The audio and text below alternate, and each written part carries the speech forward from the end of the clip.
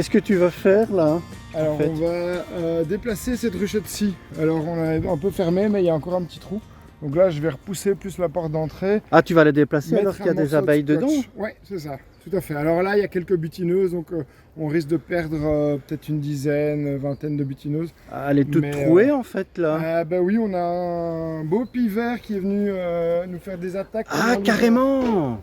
Ok. Et en fait c'est ton rucher pédagogique ici là où tu travailles. Tout à fait. Ah oui. Je m'occupe des ruches avec des adultes en situation de handicap. Oui. Tu la déplaces, tu vas la mettre dans la voiture? On va la mettre dans la voiture. Mais on va être piqué. Mais non, t'inquiète pas. Et puis s'il y a une ou deux abeilles, faut pas avoir peur, elles iront près des fenêtres. En fait c'est du bait de frigolite en fait ça. Ouais, c'est un polyester. Voilà. Mais il y a quoi dedans? Donc c'est une ruche complète avec une reine ou quoi? Une colonie? Il y a 6 cadres. Alors sur celle-là j'ai fait la visite. Le 10, on est à 4 cadres de couvain, 2 cadres de nourriture, et comme c'est 6 cadres, ben voilà, on va devoir la mettre dans une plus grande ruche tout à l'heure. Pour recréer une colonie, quoi, c'est ça? Ben, pour la mettre, pour lui donner plus d'espace.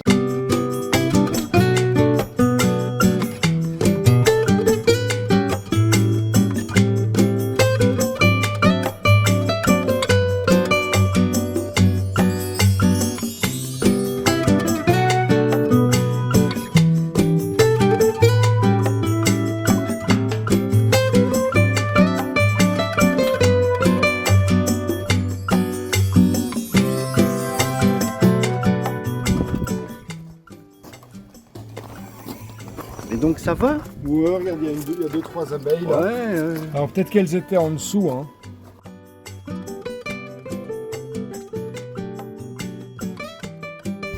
Ah ben il fait calme en fait, ça vole pas beaucoup.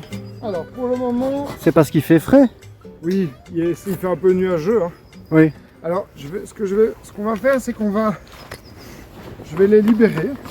Ouvrir ici. Ouais. Alors, je vais déjà enlever la sangle. Hop. Et après ça, on va les libérer.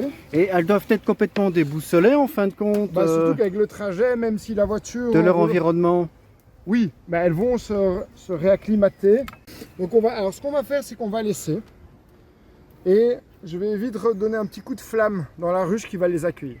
Un petit coup de flamme? Ouais, pour désinfecter. Je l'ai déjà fait, mais par précaution. Je vais repasser un coup de chalumeau. J'ai même un cadre bâti ici à utiliser. Donc tu vas les mettre... Voilà. Ah, ça encore une vite? Ouais, mais donc celle-là, c'est celle dans laquelle il y a eu la colonie morte due aux frelons. Oui. Je ne sais pas si tu te souviens. J'avais eu une grosse attaque de frelons. Oui. Donc, qu'est-ce qui s'était passé? J'avais dû fermer. Et suite à ça, avec la météo et tout ça, et le manque de temps, les chères abeilles sont mortes. Après, la colonie était très très faible. Donc voilà. Donc j'ai déjà passé un coup, mais par précaution, je vais repasser un coup au chalumeau. Pour voir s'il n'y a pas des petits... Pour désinfecter, voir s'il n'y a pas de varroa ou de... Un coup de flamme. Alors ça brûle un peu le bois, mais ça va vraiment désinfecter. Ah oui, là... Ça désinfecte. Après, je l'ai déjà fait, donc je refais un petit coup sur les bords, les arêtes à l'intérieur et la zone où évidemment les cadres se posent et elles se mettent aussi plus facilement. Voilà. Un petit coup comme ça. Et la fumée là, on l'a déjà expliqué une fois ou l'autre, hein, mais c'est pour les petits nouveaux, c'est pas de l'encens pour que ça sente bon pour les abeilles. Non, on n'est pas chez les hippies. Ah voilà, c'est ça. Non, mais alors là, le but c'est vraiment de calmer les abeilles parce que génétiquement, elles ont un souvenir. D'accord. Attends, je réfléchis, je vais le mettre dans l'autre sens. Elles ont un souvenir que s'il y a de la fumée, ça va dire qu'il y a un incendie. Donc, toutes les gardiennes et les autres abeilles vont se regrouper, vont commencer à plutôt s'occuper d'aller prendre un peu de nectar dans les cadres. Et donc, vous êtes beaucoup moins sur la défensive. Ah voilà, donc c'est un réflexe avec la fumée. Donc, y a pas, on n'a pas mis du Valium dedans pour... Non. Ah voilà, du tout. pour ceux qui pensaient que... C'est juste de la fumée avec un petit peu de paille, un petit peu d'herbe. On n'en met pas non plus 4 tonnes. Hein.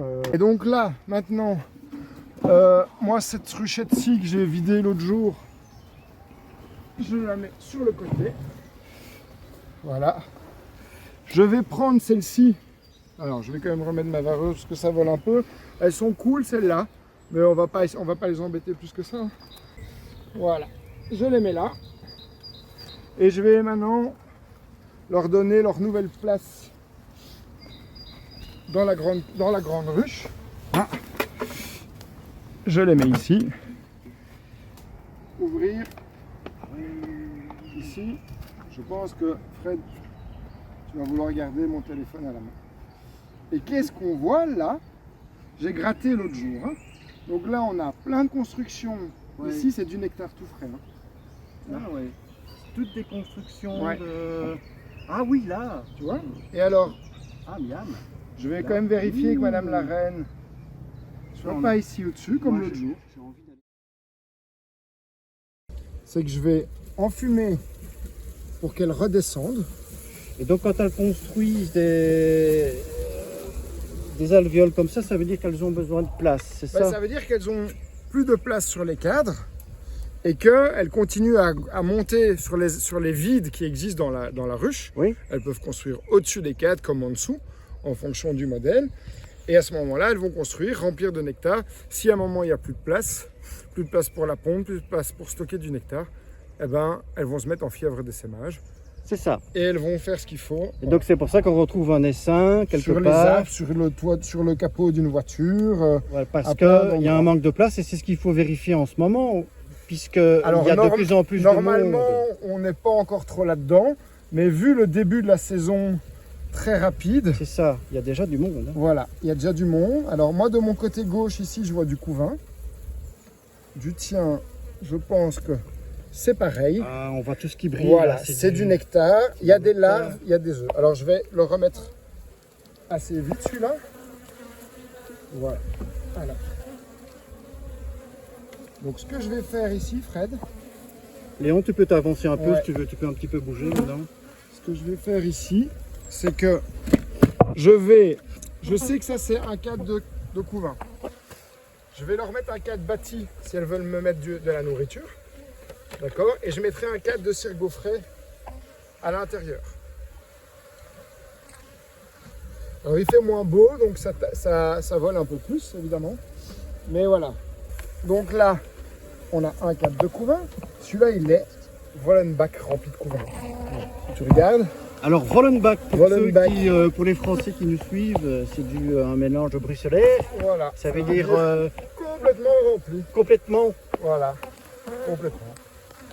Wollenbach. Puisque, pour rappel, le rucher se situe à Watermal-Boisfort, en région bruxelloise. Voilà. Alors, évidemment, il fait un peu nuageux, ça vole un peu plus qu'en temps normal.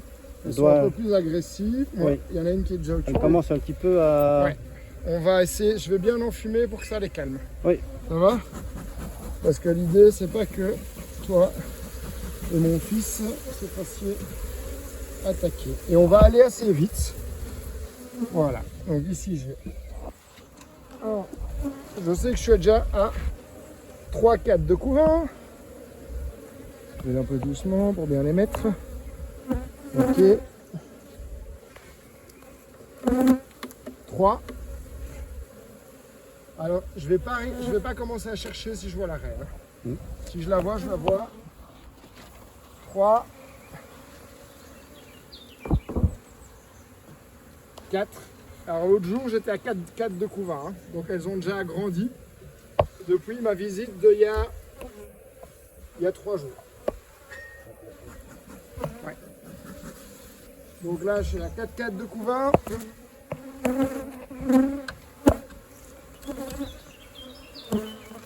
On profite quand même pour vous rappeler, n'hésitez pas à vous abonner parce que ça nous motive à refaire des vidéos. Voilà. Donc il y a beaucoup de... Oui. Alors je vais te montrer là où j'ai vu où il y a plein d'œufs. Le couvain, donc ça veut dire que voilà, c'est tout ça. C'est des œufs qui sont devenus larves et qui sont maintenant operculés. Operculés, donc ça veut dire que les trous, les alvéoles sont rebouchés avec de la cire. Tout à fait. Le temps de gestation. Voilà. Et alors la petite abeille ou le petit faux bourdon va percer ça pour naître. Attends, ici on avait des larves, mais voilà. Oui, tout à fait. Donc là on est à 5-4 de couvain. Hop. 5. Et on va regarder le 6e, qui doit être un cadre de nourriture. Je vais vérifier sans écraser. Alors, dans ces ruchettes, c'est bien d'avoir un lève-cadre comme moi j'ai, parce que elle colle bien dans les petits recoins. Voilà. Alors là, qu'est-ce qu'on a? On a du nectar, ça c'est un cadre. Est-ce que j'ai des larves? Je regarde.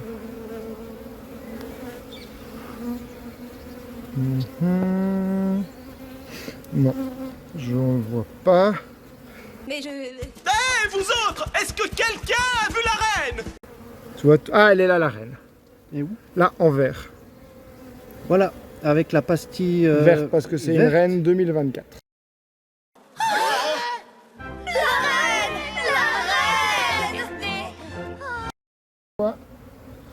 Alors, il me reste combien de câbles?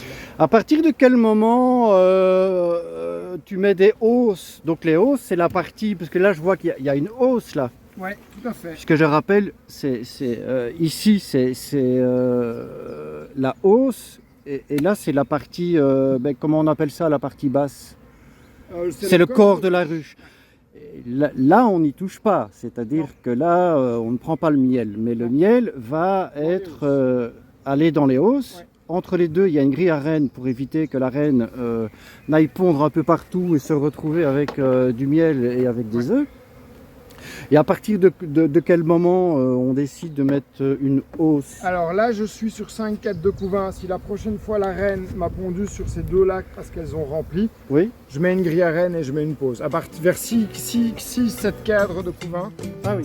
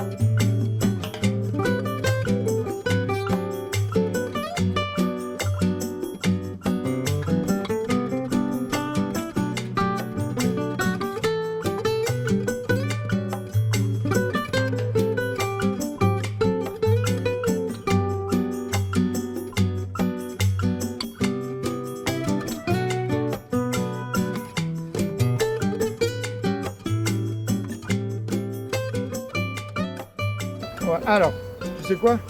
Qu'est-ce que j'ai pas fait? On a encore des abeilles là?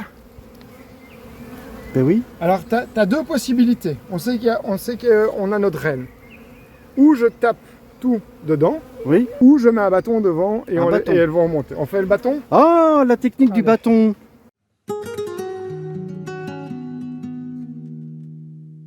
Ça va, Léon? Mais là, tu la secoues sur un toit là. Donc là, tu vois, on a du monde. Ah oui, oui. Voilà. Et là, je peux y aller, taper. Et elles vont petit à petit retourner. Voilà. Elles vont retourner. Donc c'est un tout petit chemin. Léon, ça commence à voler vers moi, donc tu ne vas pas ici.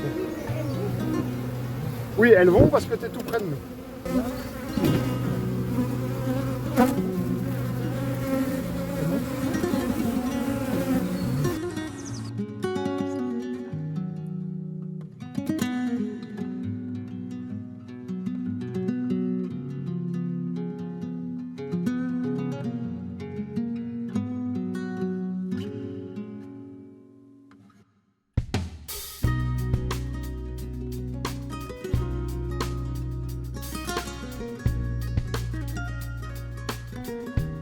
Voilà, tu mets de la vareuse. Tu veux mettre de la vareuse? Ouais. Quand tu commences la visite de printemps? Ah, la visite de printemps, en réalité, elle a déjà été faite. Hein. Ben oui, oui, c'est ça que je dis. Oui. Mais c'est juste que là, j'aimerais bien quand même au moins regarder les hausses que j'ai rajoutées pour voir comment c'est. Je vais quand même Petite séquence de visite de printemps, même s'il fait nuageux. Et Oui. qu'est-ce que quand tu visites une ruche, voilà la grille à reine pour éviter que la reine aille pondre dans les hausses. Ouais, alors on voit que j'avais mis un papier journal. Il y a des restes, hein, il y a des reliquats du papier journal. Alors Donc, qu'est-ce que tu regardes? alors quand je vais un tu peu... fais ta petite visite de On va printemps, regarder comme ça. rapidement parce qu'il fait pas très beau. Ce qu'on va faire, c'est que je vais un peu aller regarder les cadres que j'ai rajoutés la dernière fois, moins d'une semaine. Et on va voir si... Alors, elles ont déjà bien propolisé ici. Alors c'est pas mon lève-cadre préféré comme je le disais, mais on fait avec. Voir si je dois agrandir ou pas. Mais a priori là pour le moment, avec la hausse, je ne pense pas. On Donc va un peu regarder, pour éviter, agrandir, ça veut dire voilà, de donner un cadre, ouais. ou pour qu'elles aillent stocker, ou pour qu'elles construisent. Voilà. Alors, Et pour ici, éviter le SMage. voilà, encore tout une à fois. fait. Ici, C'est marrant, on dirait que c'est un peu brûlé là, c'est tout. alors blanc. ça c'est un vieux cadre. Ah, tu c'est vois. un vieux cadre. C'est un cadre que je pourrais enlever. Mais regarde ça, il est rempli de nectar. Il est rempli de nectar. Ouais, ça brille. Et donc, quand tu dis Partout. qu'il est rempli de nectar, à un moment donné, c'est pas encore du miel à proprement parler Non, ou non, non, non. Donc, à rappeler une chose, je vérifie quand même que Madame la Reine ne soit pas dessus. On, Hein, parce on vous que- expliquera dans la prochaine vidéo, en fin de compte, c'est quoi le nectar Ouais, on peut faire ça. et comment ça devient du miel. Donc ça, c'est un cadre que j'ai rajouté. On voit qu'il a été gonflé complètement. D'accord. Donc il était tout plat à l'origine. Donc il est gonflé. Donc Il est en fait, gonflé. elle continue À construire. à construire Donc des là, alvéoles. on a des alvéoles plus grandes qui sont plutôt des alvéoles de mâle. Ah, et puis oui. c'est de l'ouvrière. D'accord. Ouais. Si on regarde ici au-dessus, Et donc la dimension on a du nectar tout voilà, la frais. dimension des alvéoles qu'on Ouais. parlait tout à l'heure. et des larves tout là. Toute cette zone-là, du nectar tout frais là. Là, il y a Ici, tu as des œufs.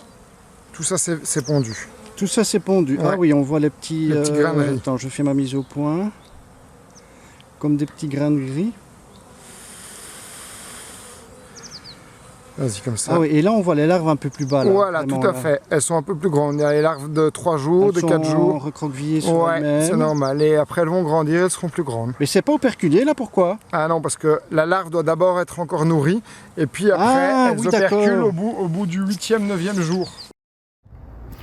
Eh bien voilà, donc pour l'instant tout va bien dans ta visite de printemps, tu n'as pas remarqué de gros soucis alarmants? Non, non, non. Écoute, après la visite de printemps, en réalité, on l'a pas faite comme dans la théorie aujourd'hui. J'ai dû la faire déjà bien avant.